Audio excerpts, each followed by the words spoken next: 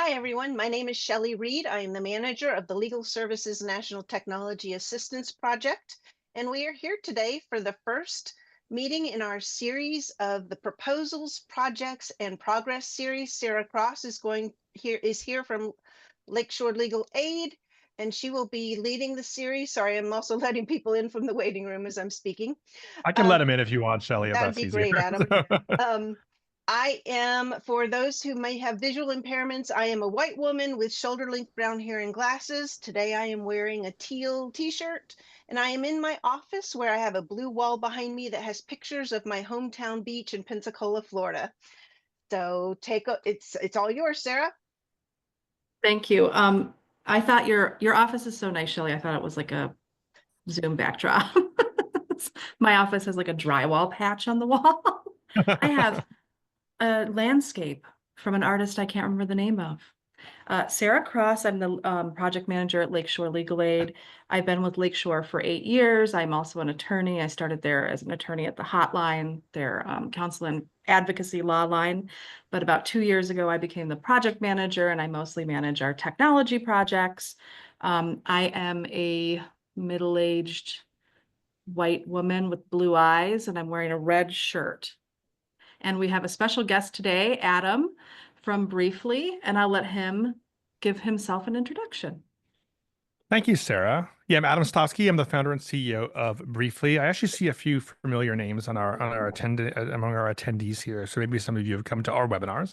But Briefly, we're a legal tech, legal content company. Our mission is to make law and legal information more engaging and accessible to everyone. So we produce a lot of very engaging content about law, custom animation, all kinds of videos, PDFs, fact sheets. We also offer creative tech solutions to help deliver information and content at scale.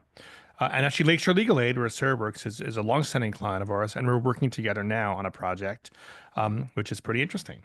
I am also a middle-aged white dude with a sort of salt and pepper beard, becoming saltier by the month. I'm in my home office, which shows a kind of pastoral landscape and house to one side, and my bookshelf, which used to be mostly legal case books, now being encroached upon by nerdy board games behind me. Yeah, so take it away. Well, I thank everybody for coming, and I am going to try my best to share my screen without having any major flubs here, because I have developed a recent love of doing my slides in Canva. Can everybody see my Canva? Okay. It's pretty good. Mostly because they have really fun little animations. So I do love that about Canva, but I need to go all the way back to the beginning. Okay. Thank you for coming to the first installation of our series on, basically don't know what I'm doing here at all. Go back. Okay. Our series on RFPs. This is a 3-part series. And I'm going to encourage people kind of while we're doing a little introduction to let us know a little bit about your experience with RFPs. Have you ever done one before? Have you written one? Have you reviewed one? What kind of challenges have you faced? So that we can kind of make sure that we can address that in the upcoming sessions. And the title of this session is Projects, Proposals, and Progress. This session will be on crafting effective RFPs.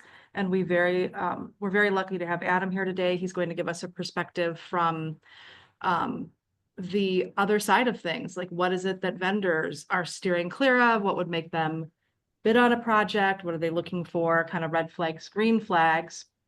At the next session, we're going to talk about how to vet and evaluate proposals that are submitted to you. And we will have a special guest at that session who's going to show us a portal that they developed to have vendors submit their proposals.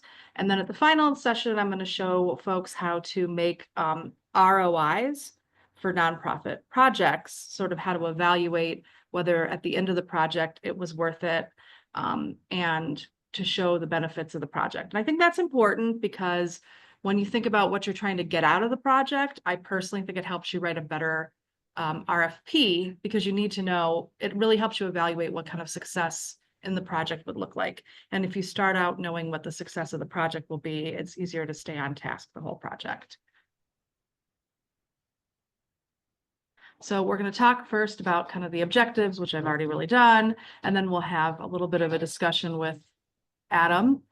And anybody that has anything to add can feel free to jump in. And then I'm going to show folks the LSNTAP RFP library and some AI tools that can help you draft RFPs. And we'll give a little time for questions and answers at the end. I think it's important to know that writing a good RFP matters because you want to get the best vendors out there. Make sure that you get a competitive pricing. And when you don't do a good job writing your RFP, sometimes you don't even get anybody submitting proposals, low response rates. You might get really vague proposals where you can't really evaluate them, or you get a proposal that's not really delivering on what you're asking people to do. So now is our section for insights from our wonderful volunteer tech consultant. And I think we'll talk about, oh, that's Adam's file. Leave it in the slides. What is the first thing that you look for when you're reviewing an RFP? It's a good question. I kind of just look at how many pages it is. And sometimes you get these behemoth RFPs. So that is kind of the first, in terms of like what I immediately notice, it's like, wow, here's another one of these 23-page single spaced or even 50-page things that I don't want to read. And then I scan for it. Then the next thing I look for, do you want me to lie or be honest, Sarah and Shelley? What do you think? Be honest? I I'll would be like honest. honesty. I look for the budget. Like I just scan for it right away. Is it there? Do people know how much money they have? Is it there at all? Is it not there? It's just the kind of thing we want to bid on. Because if it's under a certain threshold, we're just never going to bid on it. So that probably that probably is the first thing I scan for. So first, an immediate kind of it's not a red flag actually for the RFP, but it's an immediate kind of turn off is like this thing is giving me way more information than I need. It's too big. It looks like it's many paragraphs of boilerplate cut and pasted. I don't need to know about the whole history of the organization or whatever, all the things they do. Who are these people? What do they want? How much do they have to spend on it? What is the problem they're trying to solve? So like, so I immediately I react to overly long RFPs. I look for the budget, and then I look for what they're asking for and make sure it matches what Briefly can do. Do you think that folks should leave off kind of the introduction to their organization? I kind of go back and forth on this because I feel like if you want to work with us, you should do the research and I shouldn't have to tell you. And if I put it right there, then I'm not really proving to myself when I get your response that you actually looked into whether or not you wanted to work with us. Or do you think I mean, I guess you've just said you don't really love all that extra noise. Yeah, I guess I don't like noise, but I like good explanatory writing that's relevant. I think that might be a little bit like overly harsh, Sarah, on the vendors. No, I think this will go back to maybe a theme that I'll go back to a number of times as we talk, which is this idea of sort of almost value proposition in an RFP. Like, all right, you have a problem you want to solve, you want to get someone to solve it. What do you need to put in this document that's going to help surface that problem for someone, help them understand it, understand how much it costs, and get them to bid on it? So if the organization's mission is relevant, and what you do is relevant, then include that, right? So you're Lakeshore Legal Aid, right? If you like really, really need plumbing services and you need to do a competitive bid on it because it's over $50,000, which it probably is because every plumbing service costs more than $50,000. You don't need to tell them all the things about Lakeshore Legal Aid, but other things might be relevant, like where you're located, etc. So I think I know you don't want to spend like a million years rewriting every little what's supposed to be a boilerplate section of an RFP, but I think including relevant information in a concise way is important. So I would include some. It's just the huge amounts of boilerplate, which is often kind of poorly written. I think that's the problem. So, but I do think at least a quick overview of what the organization does and then what the problem you're trying to solve is important. At least it helps. And when it comes to looking at the budget, is your willingness to bid on something kind of a hard floor number, or does it have to do with how long the project's going to be ongoing? Yeah, it's a good question. It's not a hard floor number. I mean, there is a sort of floor, right? Like our general budget floor for custom projects is like around $30,000. It's hard for us to go under that, though we often do for various reasons. So we look for when I'm looking at the budget. Yeah, so there's that hard floor, and if it is under that floor, we look for other things. So, for example, is this a pilot that could lead to much more business later? Is it a strategically important customer? Like we did a project for Zoom recently, which was a very low budget. I mean, they gave them a good deal, but I just really wanted Zoom as a customer because I could tell all these other SaaS companies that Zoom was a customer. And they also have made a pretty strong case that this could become something much bigger, though it's been a bit of a roller coaster. So like strategically important customers, or just a project we think is really, really cool. This is like, we want to do this. This seems really great. So but you're never going to get that across if you don't write a good, concise RFP, right? To like attract a vendor to do a project for a little bit cheaper because, wow, this seems really, really cool. So yes, there's kind of a budget floor. We will go under it if it's strategically important or if it's a really cool project we want to do. But there is kind of a hard floor, basically, where it just would cost us more to apply than it would to even do the project at all. When it comes to timelines, do you want more of an open timeline, or are you okay with a vendor saying, these are our hard deadlines? That's a great question. It maybe goes back to this like value proposition theme and what it is you're looking for in a vendor. So obviously if you have a deadline, it's like this needs to be done by July 15th. Like that we need to know. That should be in there. Because if we can't get it done by then, or there's just or it would cost extra money because often doing things on a rush basis costs extra money. We kind of need to know that. But otherwise, I think often you do have these very detailed timelines and RFPs. By July 30th, we need this, and by September 1st, we need this. And it's really misaligned with how these projects work. So, in many ways, part of why a company might hire us is because we understand how these timelines work. So make that part of what the service that we provide. Obviously, for like a SaaS, we're not a SaaS provider. For like a subscription, it's a little bit different, right? But for some kind of sort of a more for a project-based vendor like us, I think overly granular timelines are just kind of a waste of time because often the buyer doesn't really understand. And even if you have like a funder wants specific milestones, we'll often be able to successfully explain like, no, it's not going to work that way. We have to do X before Y, etc. So I would avoid, unless you have a hard deadline, you definitely need to put that in there. But otherwise, I would kind of leave that open for the bidding process to see what the vendor says about timeline. Are there any Yes. other common mistakes that you see in these RFPs that nonprofits are constantly making or continually making? Yeah. So on timeline specifically, you're asking, Sarah, or just generally? Generally. Well, so another thing on timelines is I'll often see things like, so what is it? It's February 2025. So they'll say like this project has to be delivered by, the Q4 2027 or something like that. Like to most for-profit vendors, that's that is just like another millennium. And what it worries me is like, oh, I'm not going to get paid for another year and a half. This is like a really long timeline. Yeah. So I just like keep things like don't unless you just have a compelling reason to like just don't put that stuff in your proposal. Have it be a conversation with the vendor. Um, Otherwise, yeah, big mistakes are, budget's too low, way too much gobbledygook, way too much detail in the description of the service. I guess, okay, so in terms of mistakes, I want to get into like other bits of advice, but I think so too much information. I think this goes to my first point about like my eyes just glaze over when I see an RFP that's too long. So like we provide pretty complex services to organizations, and we often will have a lot of ideas about how to solve things really effectively.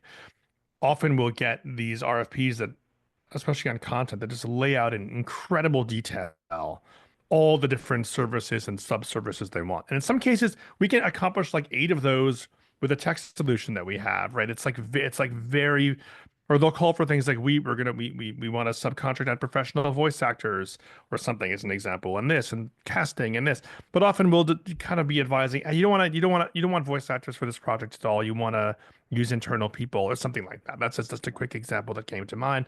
So like I think these like overly long descriptions, they're hard to read and they annoy me and a lot of other vendors because it seems like it betrays a misunderstanding of how we actually do our job and doesn't focus on the actual value that we offer. Again, when you hire that plumber, you're not going to lay out the sort of 10 different, we want you to install X pipe and do this and that. You want the plumber to come and solve the problem. And then if they see a better and cheaper way to organize your plumbing, you want them to tell you. Is that helpful, Sarah? And Shelley, does that? I think that is helpful because I'm always trying to balance, like, if there are grant related deadlines, I want to make sure people know that. But like, I don't feel like we're even at a point in the proposal, in the RFP process where you should really be throwing your entire project plan in there based on nothing, guesses, right? Exactly. Leave it open. It's like, what is the problem you're trying to solve? And that's what you want the vendor to come to you with a solution for that problem. Don't worry about, unless your funder is like requiring a specific thing, let them say, hey, we're going to solve this problem for you in this way. We could do it in 3 months. We could do it in 12 months. It's going to look different if we do it in those different timelines. Here's what, or you can even ask them. It's like, how long do you think this would take? And that's a really interesting question, right? Because maybe you want to get this done fast and get it off your plate, or maybe there's reasons why you need a lot of time because you have to wrangle a bunch of stakeholders or so that's a great conversation to have with a potential vendor. Do you think it's important for organizations to be transparent about their own internal approval process? Before everybody got here, we were talking about, the requirement that anything over 25,000 go to LSC. And of course, there's our internal procurement process where usually that's to the board of director. Big projects have to go to the board of director, the executive team, the board of directors. And that causes, 2 or 3 months of extra time. Do you think it's important to put that out there in your RFP so people understand that that's going to be built into the deadline? You mean like these process milestones in terms of the actual hiring Yeah. process? Yeah. Oh God. So I should have said this before. This is another thing that really kind of irks me and is a red flag. Sorry, I don't mean to be complaining about this, but I guess that's why you brought me here, Sarah. So It's like Adam took my entire last RFP and was like, let me tell you every red flag Sarah put in this thing. I feel like I'm on blast. we get a lot of RFPs through LSNTAP, like through and there's always like, we will be applications due on November 19th. We'll be reviewing applications by December 2nd, and a vendor will be selected by December 15th, whatever. And work will start, January 2nd. That never, ever happens. It like never happens. It's really irritating because especially smaller companies, they need to be able to plan allocated resources, right? So whatever, you have no obligation to like help them plan, but if you want a project to start off smoothly, just don't include that information there. So we'll endeavor to have a vendor working by March 1st or whatever, but don't get so granular about that because there's so many people, like, you got to get your board, and then the ED wants to do this and it's going to be a delay, and then like it never. So that's really irritating, especially if you don't meet the deadlines. So I would just kind of be clear about the endpoint. Say we would love to have a vendor working by March 31st, and that's our goal. But avoid. I think that's really helpful advice because getting those deadlines together is very laborious. It's laborious. Time for the and like, what person value writing does it add, really? It doesn't, it's like the deadline of when you can apply and when you want to get started. I mean, that's kind of what you need to put in there. Oh, the other thing. So another thing to bring up, Sarah, do you want to focus still on timeline, or are we kind of free forming now? Yeah, I think there's I was going to move on to, like, how do you feel about the evaluation guidelines being disclosed in there? And I think that's one of the questions in the chat. Like, do you feel that they should give guidelines of how they're going to evaluate? What do you think about the evaluation process? Yeah. So Colleen, I see your question. Yeah. I'm not talking. So I'm not opposed to detail. What I want is relevant detail. Yeah. Like, understanding what the evaluation criteria are makes a lot of sense. You need to put that in there, right? I need to know what I'm bidding for. Like the best example is like, do you care about price, right? So it's like we want the cheapest thing, right? We want this done cheapest. Like that's a criteria that many people putting out RFPs for services want. We need to know that because then I'll know like we are never going to win that because that's just not what we do. Or maybe we can if we're like bidding against agencies that do really expensive stuff. Ooh, maybe we can win that one. So no, I think putting criteria in for the evaluate, what the evaluation criteria are is important, but it should be like really concise for most kinds of projects that legal aid organizations are buying. They should be a few criteria. Here's what we're looking at. They should be interesting. They shouldn't be like the experience level of the providers. It's like everyone knows that, right? You don't need to put that in there. But if cost is really important, you just say like we are really trying to keep the cost down here, so budget will be a factor, right?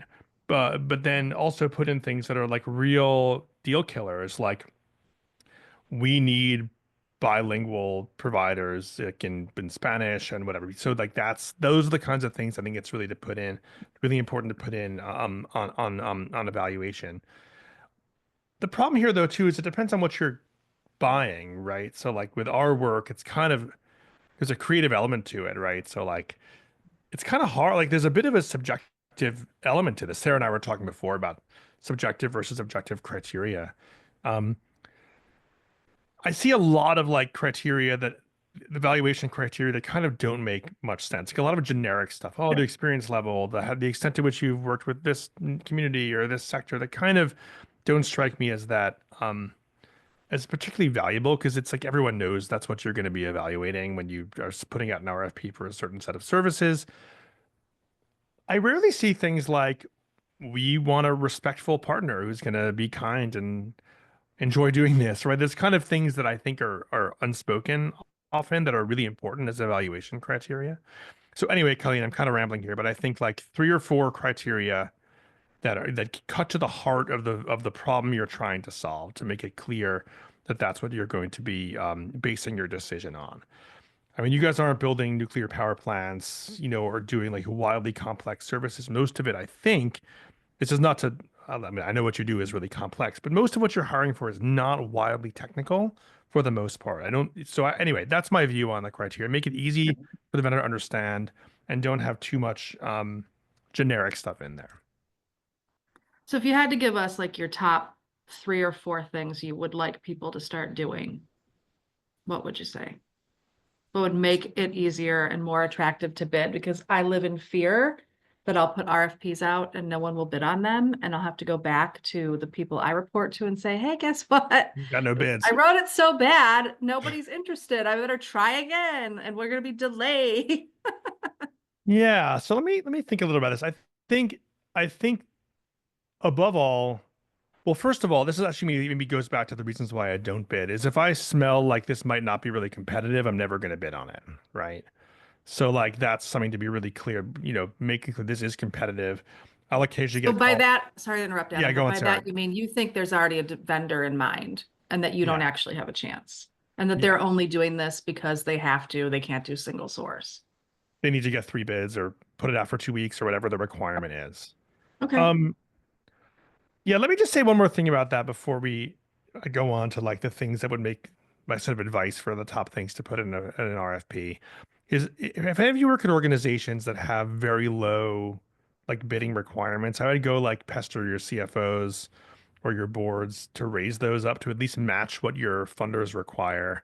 Because anything under $25,000, like for us, I just like it's just too hard to bid on those things. It just takes so much of your time to do it. So I would try to like avoid RFPs at all for very small projects. It just seems crazy to have to bid on them and to frankly spend the time to write an RFP, right? Um, so my advice for RFP drafting. So above all, I would get rid of all the generic stuff for now. I'm looking at a couple of RFPs as we talk that have just been sent out in the last couple months through LSN Tap. I won't name them, but it's like, there's some of them are 17 pages or 25 pages, and they're just like, there's so much stuff in here. I would basically write a paragraph or two explaining who you are and the problem you're trying to solve. You know, like we get really frustrated answering the same questions over and over again because our housing lawyers represent 400 clients a year in the same kind of cases. And this feels like a really big waste of time, right? This is the problem that we're trying to solve, that Briefly is trying to solve for Lakeshore Legal Aid now, right? And income screening is a huge hassle, and clients often don't bring their documents or don't know how to upload them, and it has our paralegals demoralized and exhausted, and sometimes clients don't even get representation. Boom. Like, wow. That's like a really, I'm very excited about this project personally. Like, that's a really powerful story. It talks about things like boredom and repetition and things that clients who are like really in a real fix, right? So like that's a that's a problem. And then look for the value you're trying to describe what you're, we need someone to solve this problem, right? And we think the idea, a great way to do it is to replicate what these paralegals are saying in a really, really great videos and client onboarding experiences. But maybe there's another solution, right? So like put it out there in that way. So like tell a story about the problem you're trying to solve. Like we're working with a client that's launching a new statewide law help site. And they, I don't even remember, I should look at their RFP, but they said like it's really hard to get people to use these sites effectively. Our clients are really, for the most part, not that computer literate, or they live in really rural areas.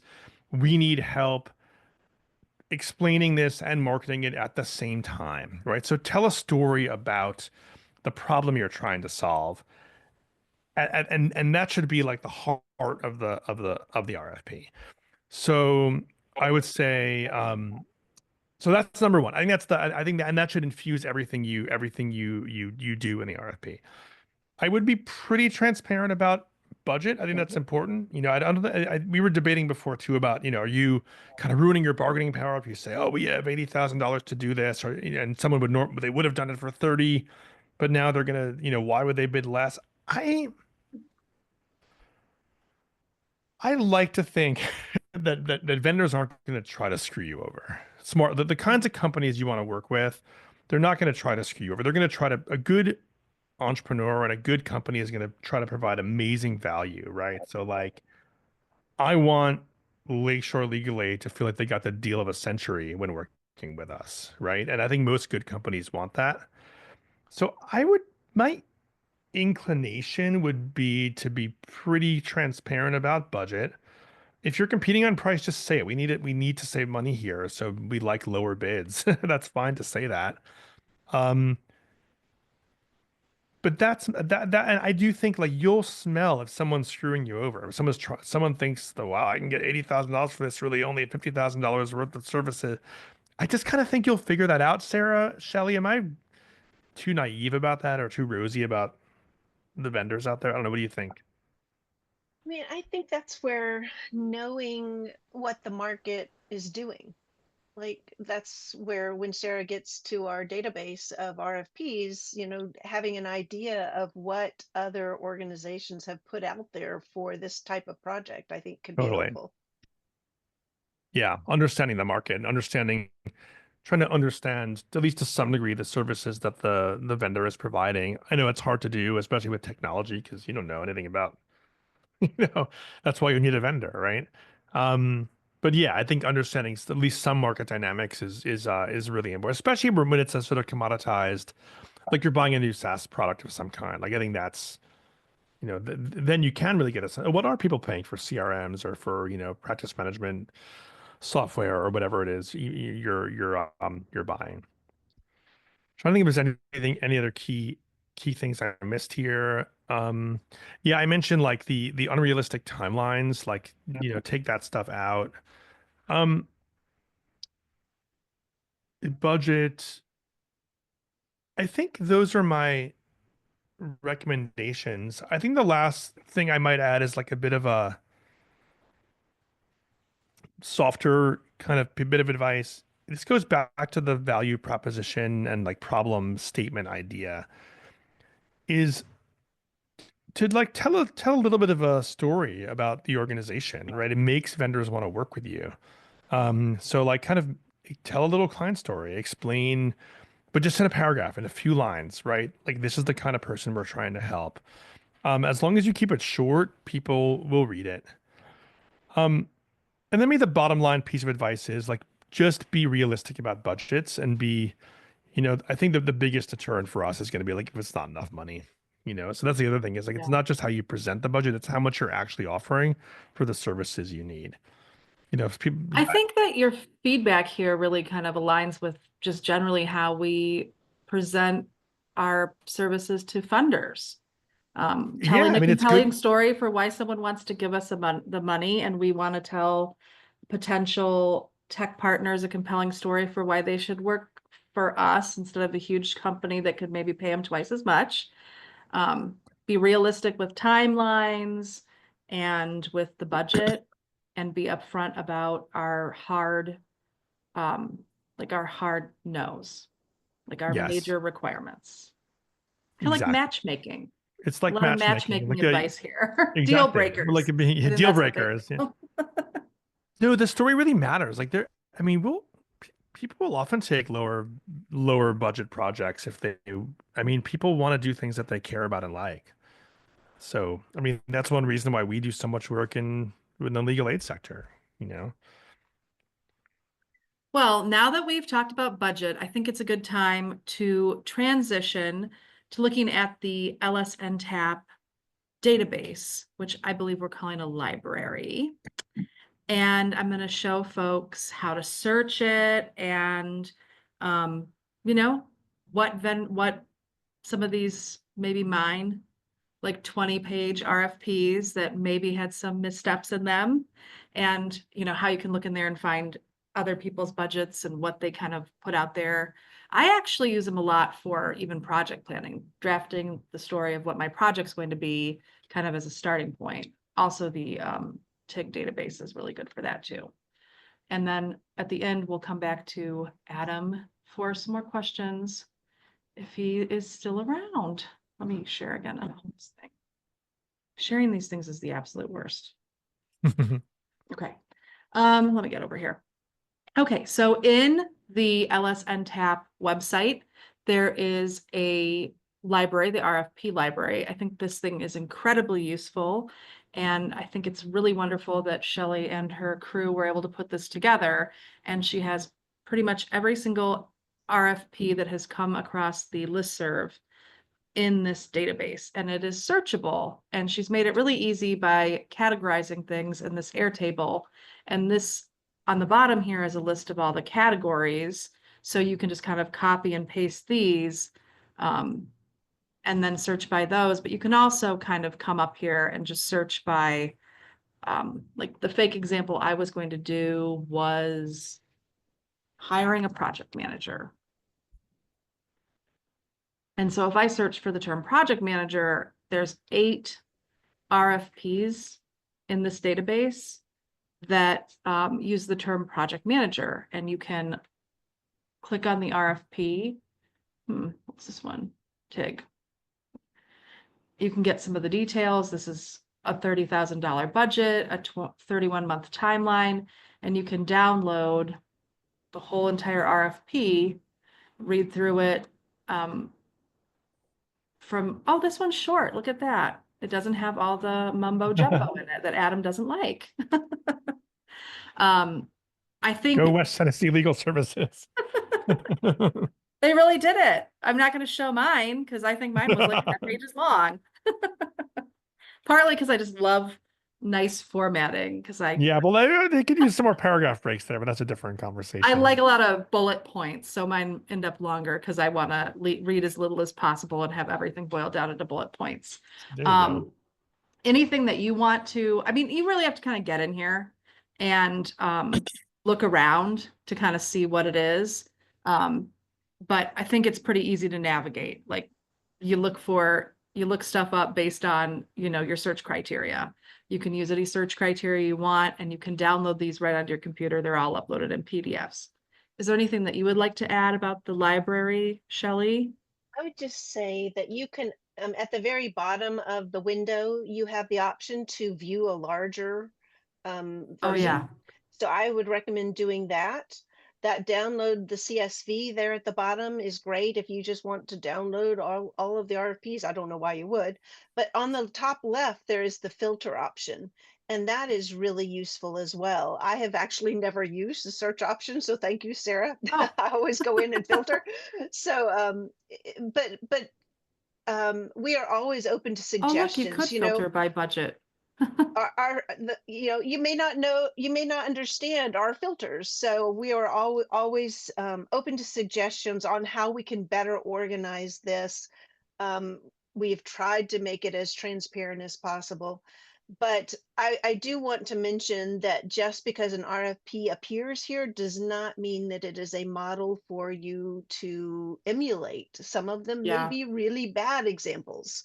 um, and the our tech partners in the community have been very honest with us that RFPs within our community tend to be on the bad side or poorly written, or so that's one of the reasons we're doing this this series, because we do want to raise the level of the RFPs. But yeah, there's everything. We have gone back through the archive of the Google group um, since the Google group was formed and pulled all of the RFPs. So everything is in there. We continue to add on a daily basis. Every RFP that goes through the listserv gets pulled and added to the database and put on our website. And I think another important thing is like your organization might have a template that you are kind of stuck using, and you might be able to strongly suggest that they make some tweaks to it based on this conversation and, other things that you find online, guidance from other sources. But sometimes you just have to use what is handed to you and kind of adjust it. And in nonprofits, sometimes organizational change isn't that easy to achieve. But in my experience, if you come with a good argument for why you should maybe make some tweaks, maybe eliminate some of the boilerplate repetitive language, sometimes it can be very well received. I know after this conversation, I will definitely be um, having some talks about not putting such a rigid timeline as far as when we're going to have meetings and all of that. Just maybe a kind of like, this is the day it's due, and this is when we hope to start the project, and hopefully not cause a lot of confusion and stress for everybody involved if you can't meet that timeline for whatever reason. So that's definitely an area that I'm going to look at as far as maybe updating our boilerplate RFP. But you might end up kind of being stuck with what your org has, in addition to kind of looking at what other people have done. I'm going to drop into the chat a couple of links that I also sent to Shelly, and she can distribute, of some guidance that I created for AI, because I'm going to show folks a little bit of how to use AI to kind of create a first draft of an RFP. And so I have one sheet is some sample prompts to help you like tell ChatGPT or whichever AI you're using what to do for you. And another one is kind of some best practices. I mean, basically, our big guidance, you have to follow all the state and federal regulations, all the regulations for whatever agency governs you as a lawyer. Your state bar association, the ABA has some really great model rules. Our organization's rules are: don't put PII, personal identifying information, in it, don't put proprietary information in there, and don't put client data in. And so when I'm using AI to kind of help me draft things, I will change the word lakeshore to law firm or company, and I'll, kind of make it more general. We're also using the closed version of it, so it's not being trained on our data, but we're still extra careful because who knows what'll happen, right? So you need to follow your internal guidelines from your org on whether or not you can even put anything and allow it to help you draft. I personally am of the persuasion that our clients are already disadvantaged in so many ways, and we shouldn't be not using technological solutions in effective ways that help us work more efficiently. And it's a disservice to our clients if we don't take advantage of some of these solutions within the bounds of the rules of our program. And I'm fully aware that it uses a lot of water. So I don't use it, usually just make cat memes. So trying to use it responsibly here. But what I do is I would come on here and maybe take 2 or 3 of the RFPs that were relevant, and I would upload them. Let's see here, which ones did I download? A couple of these as samples. And then I would put a prompt. I would have kind of usually I have a sort of a template of what my project is that I'll put in there either by pasting it in or uploading it. Can you, actually want to just use one of my pre-made prompts. So here I have a whole bunch of prompts that I've written out for folks. There's kind of just a basic prompt, and then there's some prompts that you can use to further refine your RFP. I just use it. I don't like to start with a blank paper. I want to get something that's a little bit partly done for me. You have to always put a human element on this because it's not going to be great the first time. But if you're a person who doesn't want to start from scratch, you can get a pretty decent rough draft, and then you can continue to refine it, especially as you get better and better at using AI prompts. But you can see here, it's going to give me a request for proposal for AI-powered legal assistant implementation. And then I could take this draft, which is going to draft up really, really quickly. I think probably in under 2 minutes.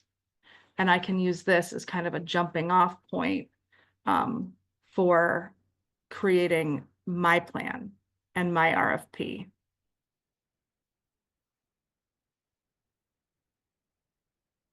But I won't make everybody watch the whole thing, but I just take this, I cut and paste it into my template, and then I kind of go through. Well, usually I would refine it 4 or 5 times because I will never like the first draft of it.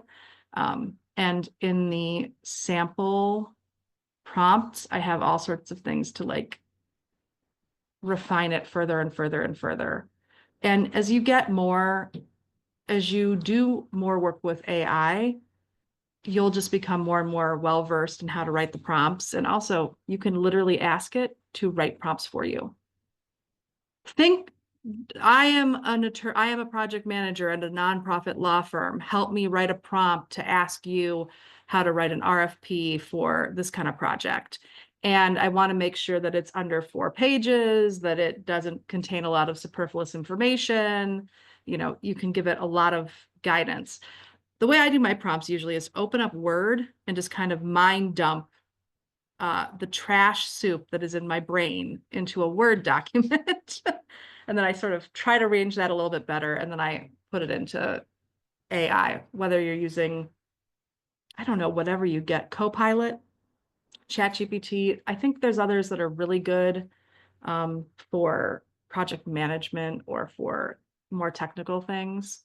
But yeah, that was my very brief intro on how to use AI. And I mean, I think the only thing you can do is try it a couple times and see if it's something that works for you, or if you think it's just way too much work and you would rather just take the template that you have and pluck your stuff into it. Any thoughts, guidance, Shelley or Adam, Just on AI? one little bit of advice on ChatGPT for this sort of thing. And I've been having a lot of conversation with this with other, I have a bunch of friends who work at tech companies who do, like I have a good friend who works at a transit tech company called Via that they're bidding all the time, public procurement bids. So they're actually like, I don't know, there's a lot of talk about at many levels about using Gen AI for both drafting RFPs and drafting proposals. So it's a really live and active conversation. I think the most useful thing is to actually ask it to give you, let's say you want that, let's say you're going to take my advice and do that value, that kind of like problem statement kind of a opening paragraph, or you want to like get your org's mission down into like one paragraph instead of 2 pages or whatever it is. Ask ChatGPT to, it's really good at shortening stuff. It's good at summarizing Yeah. stuff, and it's good at giving you different versions of it. So I would ask it to shorten something and then hey, give me 4 versions of an opening paragraph for this. And that's so do you ever do that, Sarah? It's so Yes. useful. Yeah. Well, usually my number one prompt is make my email less bitchy, but Does it work? it is. It's really good at that. Or like make it more positive and upbeat. Because I'm pretty serious and I don't think I've ever had fun a day in my entire life, and I am not relaxed or chill. Until today's webinar. So yeah, I mean, I think it's really good at saying like, give me a whole bunch of versions. Give me some catchy titles for my RFP. Yeah, great for titles. Yeah. Yeah, it's great for titles. I shorten this, keep it under 1,000 words. It's very good at that. Make it bullet points. You can prompt it to write in certain styles. You can, make it more personable. There is an AI, I think it's called like Shakespeare AI or something, that makes things more personable, because ChatGPT does get kind of rigid, and it does sometimes seem like it was written by a robot, and it lacks that kind of personal element. But then you can also go in there and kind of refine it by changing it a little bit with your own linguistic style. But you can say, make it more personal. Give me multiple versions of this. Yeah, I think that's really good. Take this paragraph and rewrite it just with this tiny tweak. It's excellent at kind of refining little things like that. Here's our mission statement. Make our RFP contain language that aligns with our mission statement. Yeah. Those kinds of things. It's really good. It's really good at doing that, I think.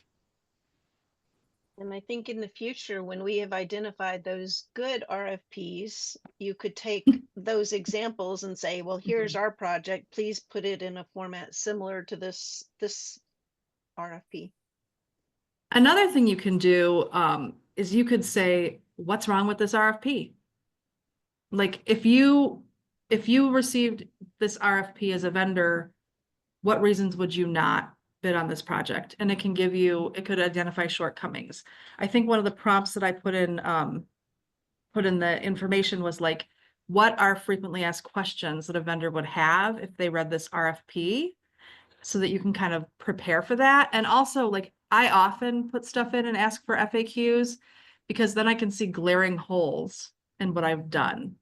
And so I'll do that with like a memo to staff, an email, a training material, or something like this, because when you've been refining it and you've been looking at it, you're so close to it that you just don't see this thing. Like, the project so well, you don't realize that you're missing some important key piece that everybody else doesn't know. Like, they have no idea that your Wikipedia is used by like 6 different orgs. You know that. You didn't bother to put it in there. They might come and suggest a solution that would only work for like one organization and wouldn't be hosted on a separate website. So sometimes that kind of stuff it's really good to kind of help identify like where the shortcomings are in what you've drafted. This is our Q&A time. So if anybody has questions, please come forward and let us know what you're looking for. I mean, I see that there's one about the LSC procurement policies, and I can try to get some of that stuff together. Shelley has, I think, more access to that than I do. We have ours at Lakeshore. I would recommend copying it. Having had to go through it multiple times. It's also vague. I think there's like many things in the nonprofit world, there's like the written guidance and then some kind of secret institutional knowledge that you don't have, that isn't contained in the document for how different people are going to approach a different thing. I would recommend asking the people that have been through it before.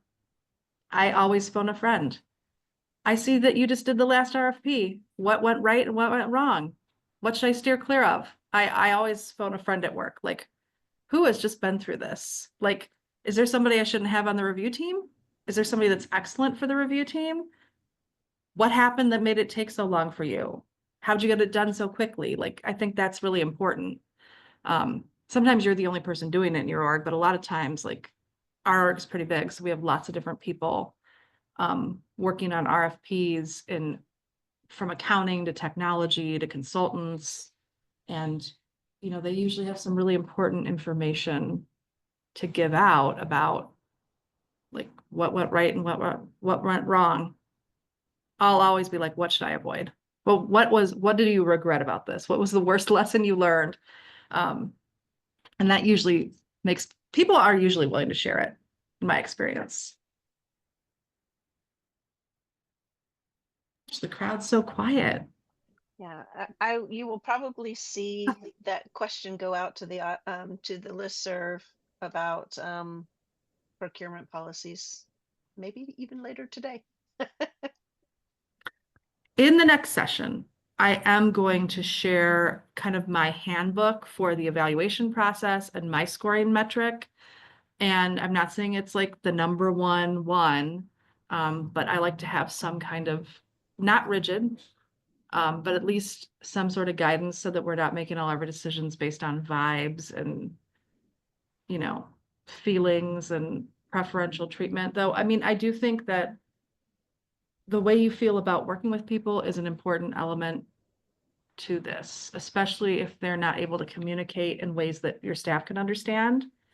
Because as a person whose full-time job is kind of translating between the technology partners and the staff, if you don't have partners that can speak in like language that your staff can understand, the partnerships aren't very good usually. And, it's nice for like working with a partner like Adam, who's a lawyer and a tech person. So he kind of understands like that that kind of communication. But sometimes when you're working with, let's say, Zoom, which we just did, and their tech people cannot speak in a language, like, it's like if you were talking to one of our low income clients that was, barely literate and you're trying to use a lot of legalese with them, that wouldn't work. Right. And sometimes you're on the receiving end of these tech partnerships and you're like, I've never felt so dumb in my whole life. And so I do think like the ability of the partner to communicate with the staff is an important element to look at. And so sometimes that is just picked up kind of on vibes, but other times, like communication style is one of my metrics. Do I understand what they're saying to me? And also I do kind of, one part of vibes I do go off of is like, does it seem like they're just selling me something they can't really deliver? Like, are they used car salesmaning me, or do they really feel like they understand the problem and they can actually deliver the solution?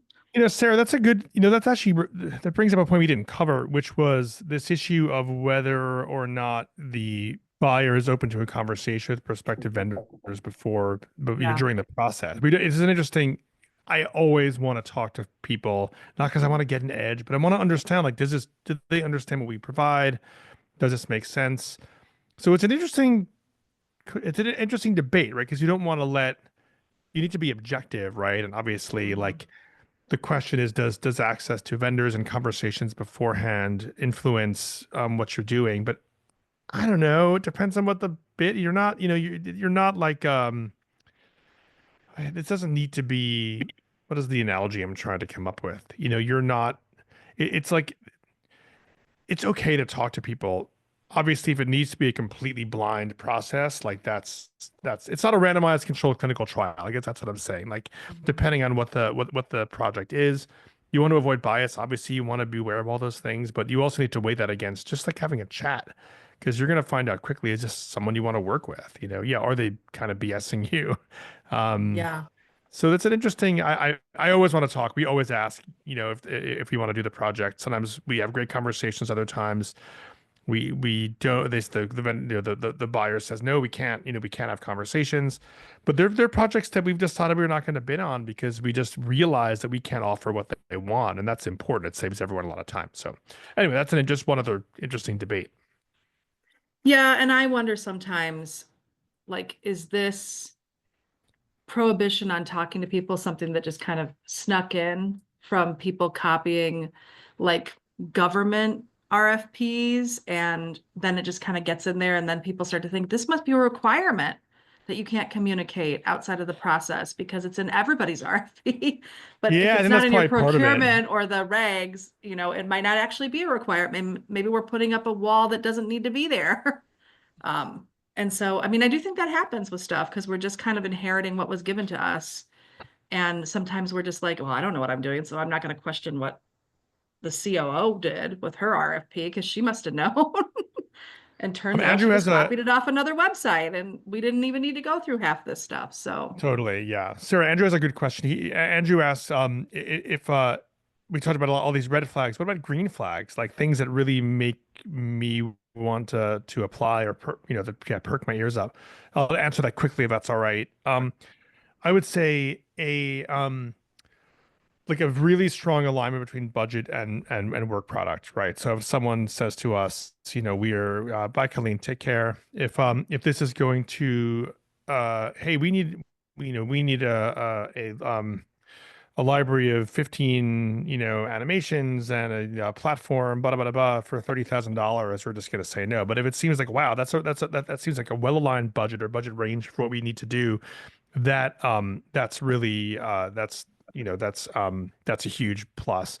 I think again, like concision and good writing in the RFP, that's really clear on what the buyer wants. Like nothing worries us more than getting bogged down with a client that doesn't really understand how to move a project forward. And so like that signal of like strong organization, good writing, and really clear what they want is really critical.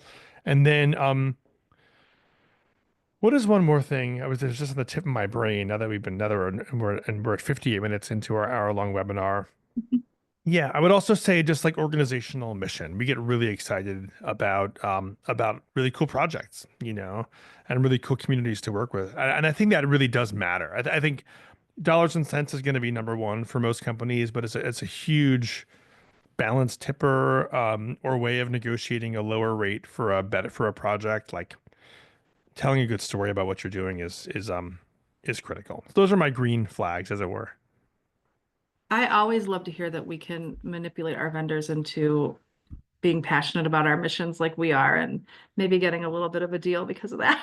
Yeah, people want to do it, right? It's a value to them. I mean, I think especially if you're bidding like bigger companies that can absorb like cash flow hits and kind of revenue hits, then it definitely is something you can do. Though they're often the least willing to do it. Maybe that's how they got big. But anyway, it's interesting.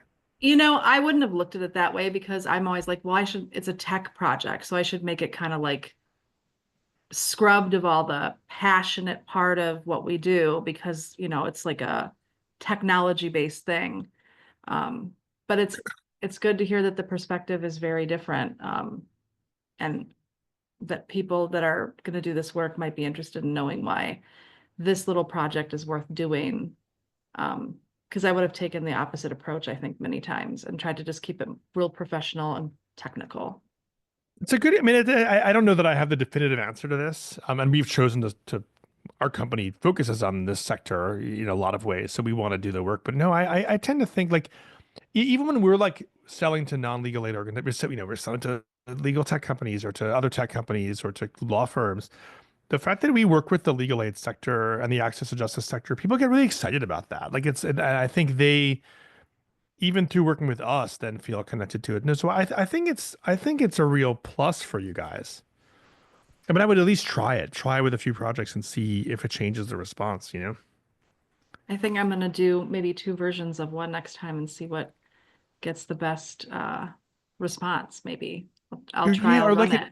I mean, and don't be cheesy. You could be like, not that I would ever think you'd be cheesy, Sarah, but even just saying like this project will have a real impact on the lives. It seems like this is just an email software, whatever it is you're hiring for, but actually like your product will help us serve like potentially X more clients in a year. That's X more people that might be in their homes, or away from an abuser. Like that, I think that stuff is pretty powerful for companies. Well, I think also the companies that are working in this space want to be able to take those stories to their boards and to their Exactly. investors and hey, yes, we chose to take this project over another one, and this is why we did The so. employees they're recruiting, right? I mean, it's really Yeah. important. Well, I want to thank everybody for coming. And thank you for having this conversation with us, Adam. I think it was incredibly helpful. I hope you. people got something out of this, and I hope to see everybody next time when we go over kind of the evaluation process. Thank you so much for joining us today. We hope that this has been helpful, and we hope that you'll come back for the other two sessions in this series. And we hope that this will help improve our RFPs within our community. Thank you so much. We'll see you next time.